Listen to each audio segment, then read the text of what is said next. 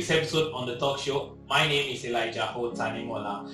Today I'll be doing a continuation on the subject 24 lies you may have believed as a lady. If you are yet to watch the part 1, you can check the description and click on the link to watch the part 1. The 13th lie you may have believed is that proposal means married. You must understand that marry me is not the same thing as I wed you in the presence of witnesses. Don't give husband privileges to a man that is yet to marry you legally. Don't assume that because he has proposed to you that you are already married. You are not married yet. Don't assume that your thing, what you own is now is. It is not is yet. Don't believe that you are now married because he proposed to you and put a finger that he put a ring that he can afford to abandon at any time. Don't assume it. I'm not saying that you should not learn to trust and be committed, but I'm saying that you should not allow your emotions and fantasies to cloud your judgment, to see logically and to embrace reality. Don't assume that because he has proposed to you that you're already married. Don't assume that your thing is now his thing. Don't do joint accounts yet. I'm not saying that you should not support him if need be. But I'm saying that don't do that with the assumption that he is your husband. He is not your husband yet. Proposal is not the same thing as marriage. Your body doesn't belong to him yet. Don't give it out yet. His family is not your family yet. Don't start sponsoring or slaving for them. A lot of people, because the man has just proposed to them and put the ring on their finger, they assume that now they are married, and sometimes they even pass their loads to his house, and they start living as husband and wife and start giving out husband privileges to a man that is yet to marry them legally. Now they complain that, he betrayed me, he jilted me, he did this and did that.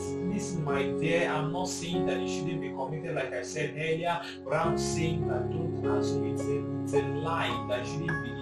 Proposal is not the same as marriage. Marriage is different from someone proposing to you. It is a step. Proposal is a step to marriage. It is not the real marriage. You must understand this correctly. The 14th lie you may have believed is that marriage is the end game for a woman.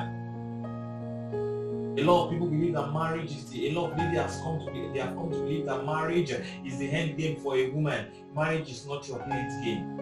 God designed you to fulfill a purpose. Marriage is only there as a propelling tool to make it easier, faster, smoother for you to fulfill that purpose. So because you are married does not mean that you should abandon your purpose. Because you are married does not mean that you cannot achieve greatness in other things in life. Because you are married does not mean that you have come to your stop.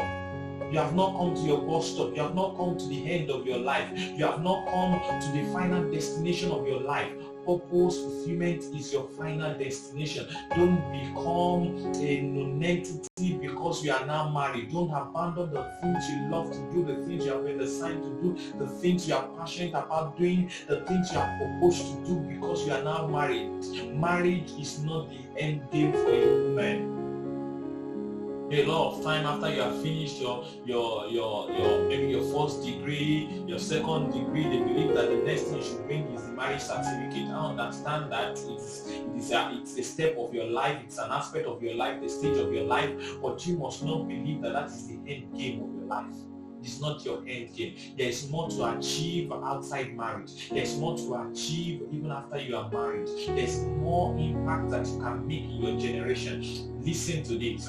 You can also make a landmark achievement in your generation even though you are married. Marriage is not your end game. Marriage is only a means to an end. And you must get this correctly. Don't believe the lie that marriage is the end game for a woman. The 15th lie you may have believed is that sex is your proof or seal of true love. If you love me, you have to have sex with me. If you love me, you will show it by having sex with me. Listen, lady, sex is not the proof or seal of true love. True love is all about commitment. True love is all about trust. True love is all about sacrifices. Sex is not designed to prove that you love a man. Sex is not designed as a seal of true love. Sex is designed to operate in the marriage as an overflow expression of love. So get this correctly. Don't allow any man to pester you and to pressure you into having sex with him before marriage. Sex is designed to operate within the borders and the boundaries of the marriage institution. Sex is not your proof or your seal of true love. If you believe that if you have not have sex with him, then you don't love him, then leave him to his own belief.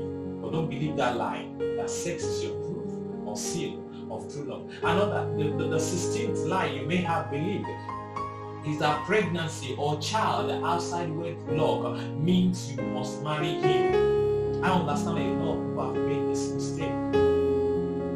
You made a mistake of getting pregnant for a guy, or having a child for a guy. But the point is, the guy is terrible. The guy may not be the person that God designed for you to marry. The guy may not be the right person for you to complement you in your destiny fulfillment. Because you are now pregnant for him, or you have a child for him, does not mean that you must marry him. Get this correctly. You have made that mistake, correct your mistake and move ahead. Embrace the child you have for him. Embrace the pregnancy you have for him. But that is all about it. It is not a guarantee. It's not a compulsion that you must marry him. You must get this correctly. It is not the yardstick for marrying him. A lot of people have been entrapped by this, and they are married to that man only because they made the mistake of getting pregnant for him or having a child for him, and the man has destroyed their lives and made their life to be on hold. You shouldn't fall for that. That's a lie. It's a lie that you must marry him because you are pregnant for him or you have a child for him outside wedlock. It is not automatic. You should, after you have made that mistake, you must correct your mistake, wait upon the Lord, and receive the right person that God wants you to settle down with in marriage. You must get this correctly, and you must understand this. Now, the next mistake, the next lie you may have believed, this is the 17th lie you may have believed as a lady, is that a lady shouldn't spend on his guy. This is another thing, I was discussing with some folks some few weeks back, and they were talking about these things. I believe in the law of time. Also, a guy was saying that a lady expects that you celebrate his birthday for her, and you also celebrate his own birthday for her. You also celebrate your own birthday for her. A lot of ladies believe that, you shouldn't spend on a guy. You are spending on him, it shows that you are forcing yourself on him, or that you don't know your worth, or that you don't know your value. That a lady should only sit back and receive. A lady is not expected to give back. That is a lie. That shows that you are not mature enough. You should be able to also reciprocate his show of love by giving back to him. If he spends on you, it is also a responsible thing for you to spend on him. We even have married people that the wife believes and believe the lie that she shouldn't spend on a man. So she doesn't spend on her husband. She doesn't take her husband out. She doesn't give her husband a treat. She just believe that she should be the only one that should be giving the treat. She should be the only one that should be taking out and should be spending on and things like that. That is wrong. That is a lie. That is not the right way to live. Love should be by reciprocity. You must be able to reciprocate the love that is shown to you, and giving is a show of love. It's a show of love. It's a show of love. And if you love him, you must be able to give back to him. You can take your husband out for a treat. You can take your fiance out for a treat. It doesn't show that you don't know your worth, or that you are trying to push yourself on him. No, it shows that you are mature enough to show that you also love him by giving to him. So do something about that. Take him out. Spend on him on his birthday. Send him a gift. Send him a card and things like that. Spend on him too. It's a lie that a lady shouldn't spend on a guy. The 18th lie you may have believed is that a lady shouldn't be too successful or ambitious. That is a lie. A lady is also designed to attain success. You are designed to fulfill all that God has ordained for you. You can also be successful. You should also be successful. You should also be ambitious. You should also aspire for great things in life. Marriage shouldn't be your only ambition. Understand in generation past, women are designed, they are fashioned to only be ambitious for marriage. So they are only ambitious to be wives. They are only ambitious to be mothers. But you must understand that is not the holistic perspective of God for creating a woman. God designed a woman to also fulfill his purpose and plans for their lives. You should be successful. You should be ambitious. You should aspire for great things. You should aspire to achieve greatness. You should aspire to attain leadership positions in various sectors. There's no limitation to how far you can go as a woman. You're not inferior to the male gender, like I said earlier in the part one of this teaching. You must understand this correctly. You know, we are in a generation whereby we have a lot of men that are insecure that they cannot handle the success of a woman. So they make the women, the female gender to seem as if to believe that they are not supposed to be too successful and ambitious. That's a lie. If that man doesn't believe that he should be successful and ambitious, then he's not the right man for you. That is it's as simple as that. If you cannot handle your success, if you cannot handle your aspiration and your visions, then he is not the right person for you. You shouldn't settle for less. You shouldn't accept the lie and believe the lie that you should not be successful and ambitious. You have the right to be successful. You have the right to be ambitious. You have the right to be great. You have to aspire for great things and wonderful things in life. So if that guy believes that, oh, you are too ambitious, oh, you are running and you want to do your master's program, you want to do your PhD program, you want to back this certificate, you want to back that certificate, you want to follow through with this career, you want to do that, you want to do this. If he's intimidated and threatened by your ambition, then it's not the right person for you. I am not saying that you should not learn to balance things and to understand the right priorities, but I am saying that if he is making you feel that you are desiring too much, or that you are not designed, a woman is not designed to be ambitious and to aspire for great things like a man should, then it's not the right guy for you. Don't believe that lie that a lady should not be too successful or ambitious. You have the right to be successful and to attain greatness in life. Now, the 19th lie you may have believed as a lady is that playing hard to get makes a man value you more. You know, a lot of ladies believe that, oh, when you play hard to get, that is when you allow the man to be chasing you and sweating over getting you before you say yes. That will make him value you more. My dear, it doesn't make him value you more.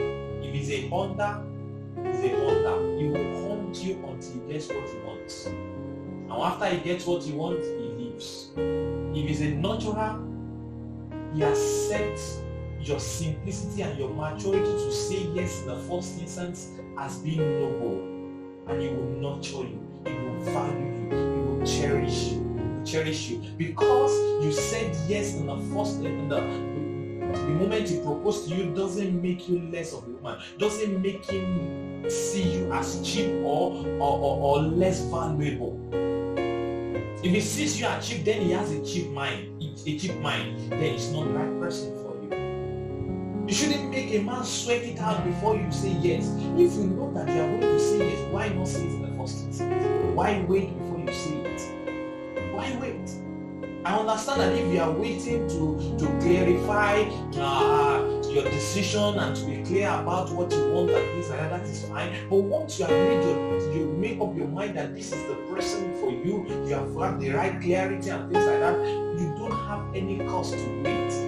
It doesn't reduce your value. It doesn't change your worth before him. If it's the right person, if it's a natural, then he will see you correctly. He will value you correctly. In fact, I believe that he will cherish you more for your honesty and your ability to, and your maturity to be straightforward.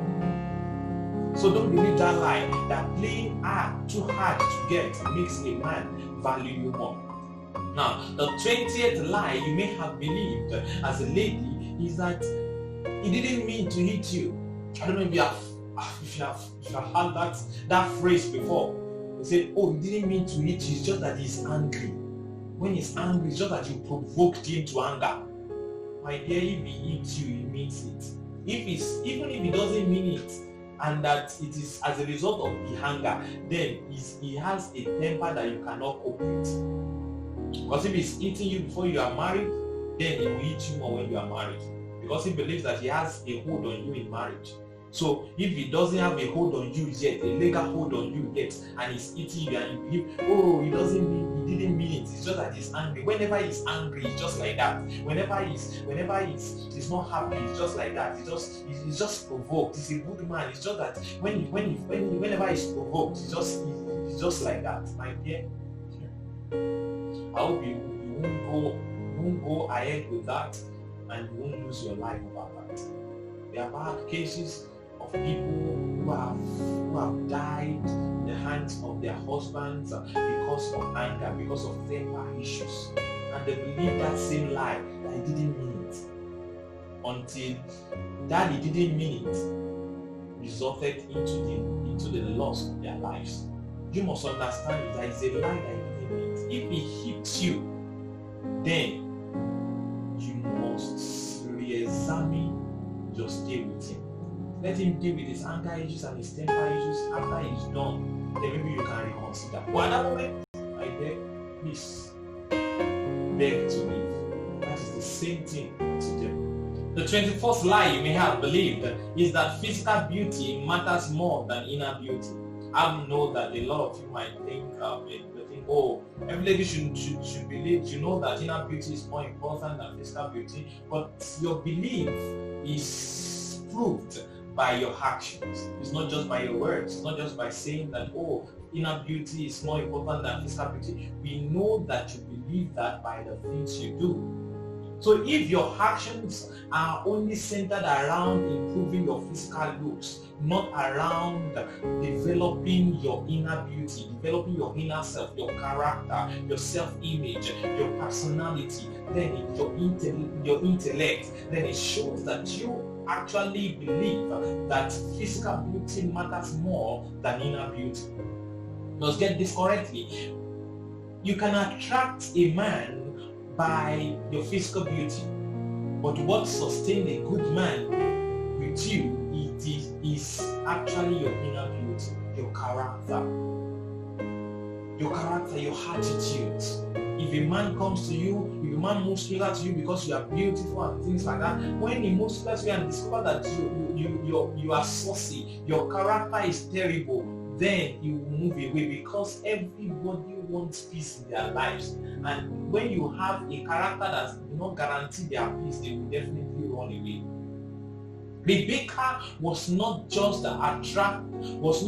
physically attractive. She had a good character. In fact, the test of the right woman for Isaac was a character test. Was more of a character test, not just a physical test.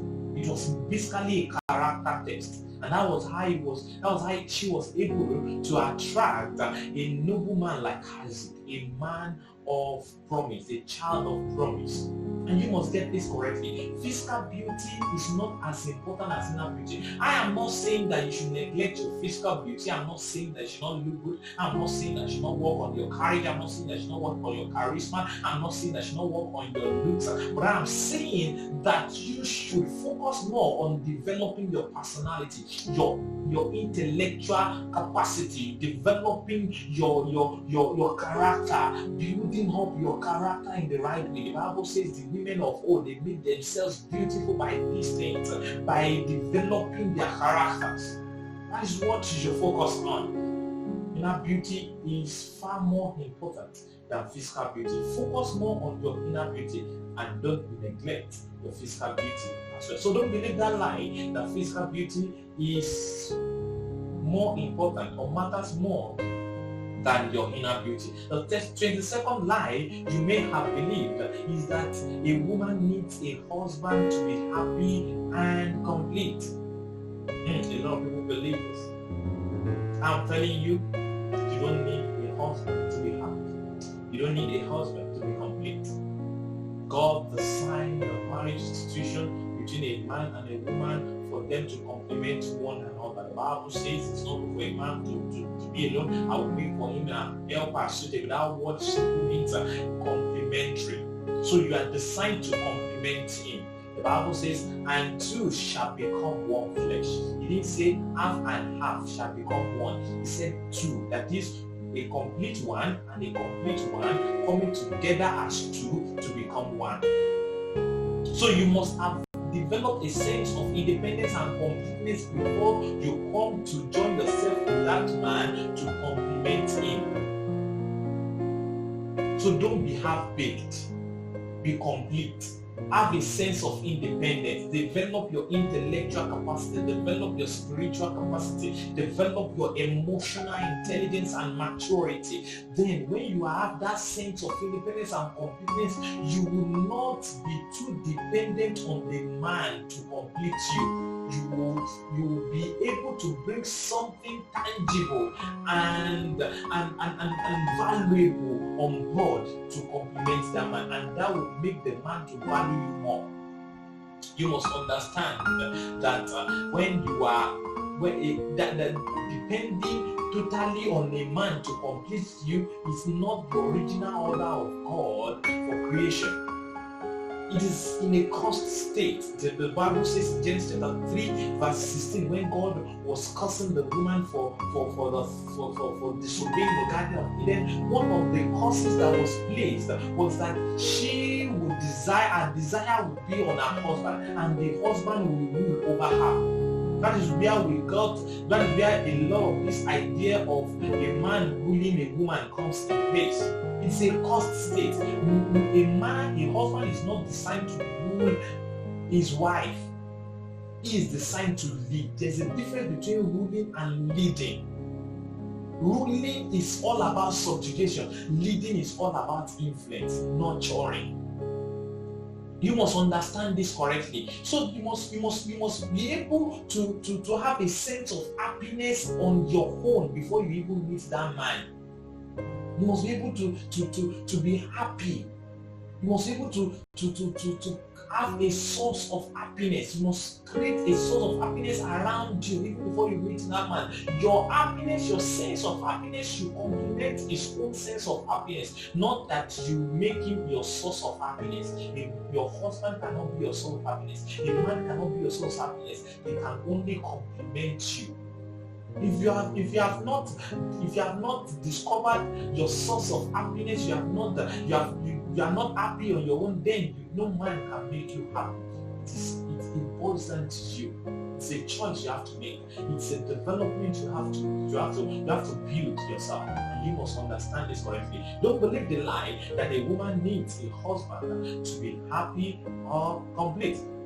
The 23rd lie you may have believed is that sexy comes in a particular body shape or size. A lot of ladies, they are now struggling to just be in a particular body shape and size. Why? Because they have believed this idea that there's a particular body shape and size that shows that you are sexy, that makes you sexy.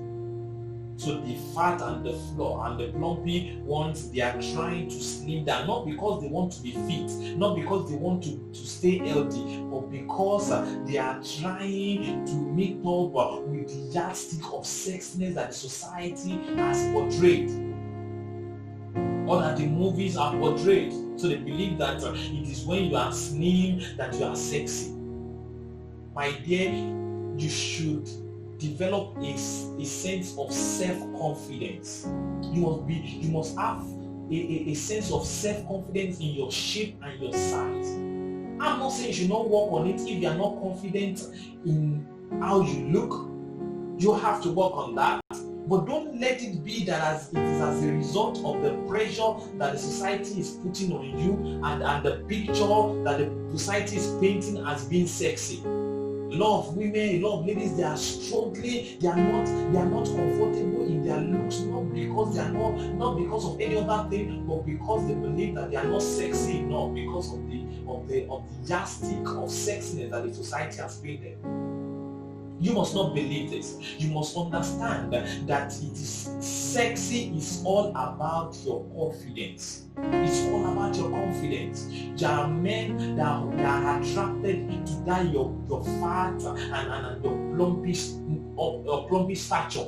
There are men that are attracted to the slim stature. Even the slim statures, they are now going into a lot of modifications for their bodies because they believe that sexiness comes in a particular body shape and stature. So they are trying to enlarge their boobs, they are trying to enlarge their boards, and they are trying to work on everything. They are trying to adjust everything on their looks just to meet up with a certain parameter or yardstick that society has painted as sexiness. Sexiness is all about your self-confidence.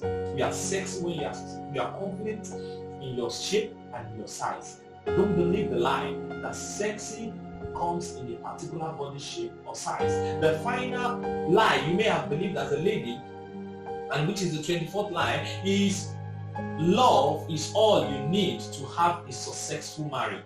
Now, love is important.